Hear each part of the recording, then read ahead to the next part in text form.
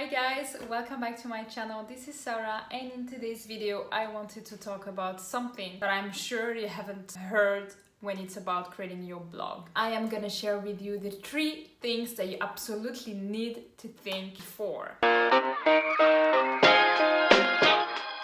If you're new to my channel, I welcome you here, and my name is Sarah. I am a blogger and a web designer, and here I'm gonna share all about blogging tips, business and mindset. The main contents are gonna be in my blog. You can also find me on Instagram, where I share kind of the behind the scenes and all about my travels. So let's dive into it immediately. Just to start quickly, everything that I'm sharing here is my own opinion as a web designer and what I have seen and with what I have experienced. So I know it can sound very easy when it's about designing your blog or your website, but actually there is a whole thing to actually think about, because you cannot just create a website randomly. You know, there is a lot of things you have to think about because there is a whole strategy behind, and that's the 3 things that I want to share here with you. So the first thing, and it's the most important, is what are your objectives? When I talk about objective, is what is the purpose of the blog? What do you want to achieve with this blog? Of course, you want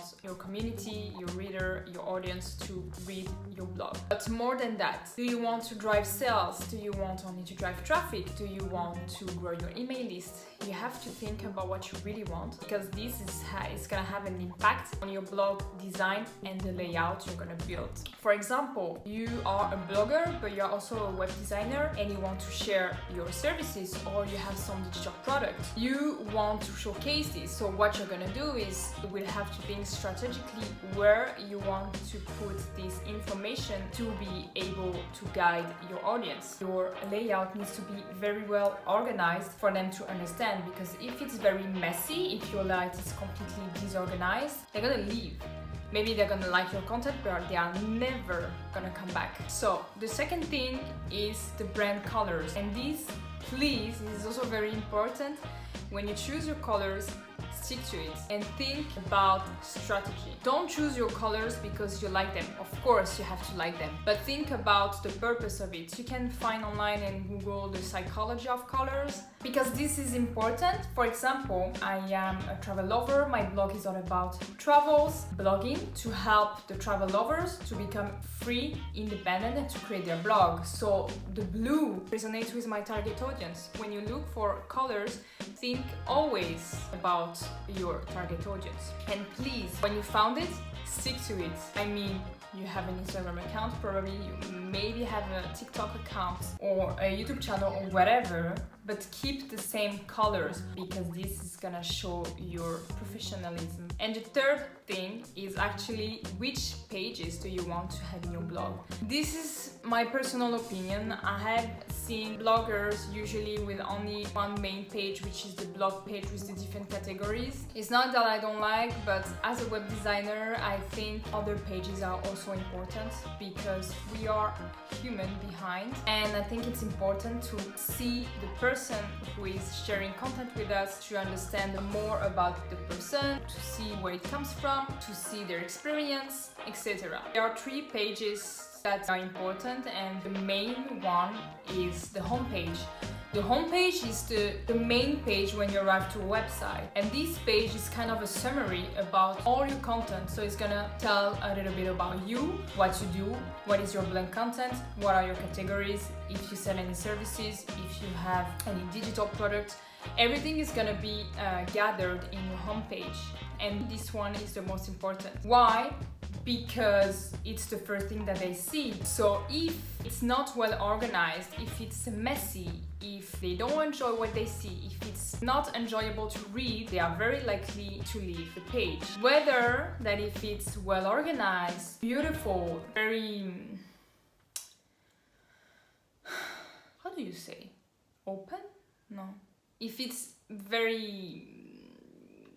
I don't know how to say this in English, but I mean, if you have white spaces, the white spaces are very important, because it makes the reading more enjoyable, more fluid, you know. So this is all the things that you have to think about. So if they like what they see, for sure they're gonna want to know more. And also, what is important to put in your homepage is call to action, because you have to guide them. They don't know. They arrive, they want to know you, they want to know what you do, they want to read your content. You have to guide them all along. The second main page that is important is the about page, and this one I've heard people saying that, yeah, well, when they visit your blog, they don't really care about who is behind. But think about this way. You want to know who's the person behind. When you go on Instagram, you get along with the person. You follow the person because she has or he has a certain personality that you like. You kind of get along with, you know? And in your blog, it's the same. They need to understand and they need to feel like they know you. So it's important to give just a little bit about who you are, where you come from, your experience, what you have done. Yeah, check out my blog. I've put like fun facts about me, a little bit of a timeline, why I have decided to create this blog, so people can feel the vibes, they can feel you, they can understand you, and they can either like you or not like you. And if they like you, they are very likely to come back to see your content. Again, personal opinion, but I think this is very important, because if they get along with you, with your personality, they are likely to come back. And the third thing, of course, is your blog page. And what I've seen, not everywhere of course, but what I've seen is that sometimes it's super messy and it's not really well organized. And again, your blog in general needs to be strategic. The navigation needs to be fluid. And in your blog page, you need, of course, to gather all your blog posts, but separated in different categories. Like recently, I think it was a few days ago, I was looking on Pinterest and I saw a pin that was very interesting. I clicked on it and I arrived in the blog post. I liked the content, and then I arrived to the blog page and it was super messy. There was actually no categories. It was just like everything on the list, you know. So you had the picture, you had the title, and you had the resume of the post, and it was just like this, and I didn't understand. I was like, no, but I don't have time to just go and check everything if I found something interesting, you know? They don't have time. You actually create your blog for your audience, not for yourself, so you have to make their life easier. We have, as people, as humans, a percentage of attention that is very low. We need to go straight to the point, so we need to find immediately what we are looking for. And if you are looking for a specific topic and then you are struggling to find actually the content, this is not going to be enjoyable for them. So think about it. Yeah, that's it. These are the three main things that you really have to think about before you create your blog. This is very important. The hierarchy needs to be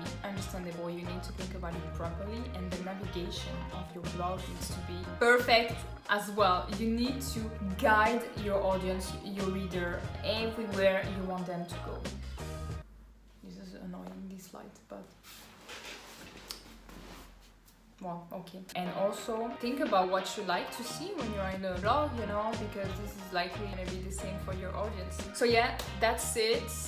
Actually, I have something for you that I didn't mention in the beginning of the video, but as I'm just talking about creating your blog, if you want to create your blog and you don't know how to start and where to start, I have a free guide for you that you can download immediately in the description. It's free, and I am teaching you the step-by-step to create your blog. So everything that I have talked about here, I am going a little bit deeper in this topic in my freebie. So if you want, download it. If you don't, that's fine.